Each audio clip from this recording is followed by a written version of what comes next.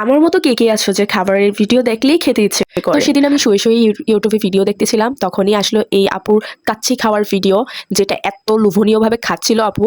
দেখে তো আর মানে অনেক খেতে ইচ্ছে করছিল।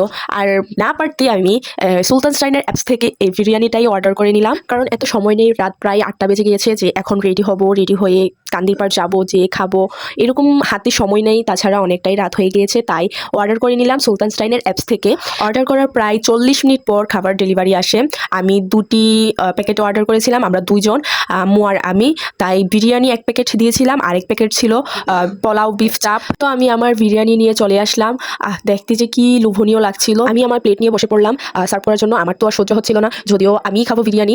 বিরিয়ানির আলু আর মাংস, আলুটা মোটামুটি ঠিকই ছিল, কিন্তু ভাই মাংস এটা কি দিল। মানে আমি যদিও খাসি খাই, আগে খেতাম না, এখন বিরিয়ানির সাথে খাই, আমার থেকে তেমন কোনো গন্ধ লাগে না। আগে অনেক গন্ধ গন্ধ লাগতো। খাসির মধ্যে প্রায় পুরাটাই হাড় ছিল, যেটা আসলে মাংস খুবই কম ছিল। আমি এরকম ভাবে আশা করিনি। তবে পোলাওর সাথে যে বিফটা ছিল ওটা মোটামুটি ভালো ছিল, মোটামুটি না পুরোটাই ভালো ছিল, ঠিকই ছিল। কিন্তু এই বিরিয়ানির সাথে মাংসটা আসলে খুবই মানে ইয়ে লেগেছিল।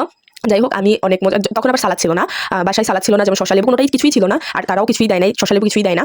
আমি এখানে আলুটা ভেঙে তারপর মাংস ভেঙে ছিঁড়ে খেয়ে নিচ্ছিলাম। এত এত মজা লাগছিল, কারণ যখন যেটা ইচ্ছে করে তখন ইচ্ছে যখন করে তখন খেতে পারলে ভালো লাগে। পরে যখন ইচ্ছে করে না তখন আর আসলে ওই জিনিসটা খেতে ইচ্ছে করে না। আর এটা যেহেতু আমাদের এখনকার আধুনিক যুগ, কিছু খেতে ইচ্ছে করলে যে বাইরে যেয়ে খেতে হবে এরকম কিছুই না, আমরা বাসায় অর্ডার করেই খেয়ে নিতে পারি। যাই হোক, আমার ভিডিওটা কে কোন জায়গা থেকে দেখছেন সেটা কমেন্ট করে জানাবেন। আর